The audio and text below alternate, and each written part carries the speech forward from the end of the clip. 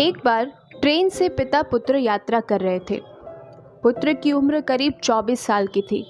पुत्र ने खिड़की के पास बैठने की जिद की। क्योंकि पिता खिड़की की सीट पर बैठे थे, पिता ने खुशी खुशी खिड़की की सीट पुत्र को दे दी और खुद बगल में बैठ गए। ट्रेन में आसपास और भी यात्री बैठे थे।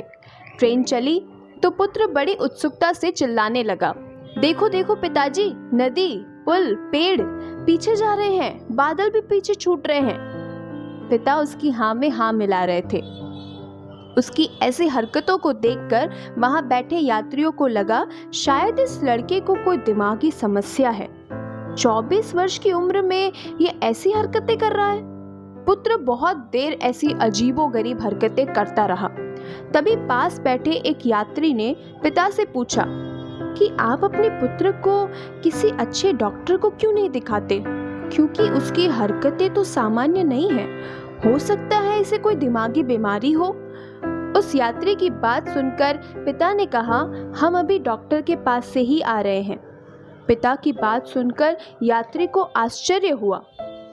पिता ने बताया, मेरा पुत्र जन्म से ही अंधा था। अभी कुछ दिन पहले ही इसकी आंखों की रोशनी आई है। इसे दूसरे की आंख लगाई गई है और जीवन में पहली बार ये दुनिया देख रहा है।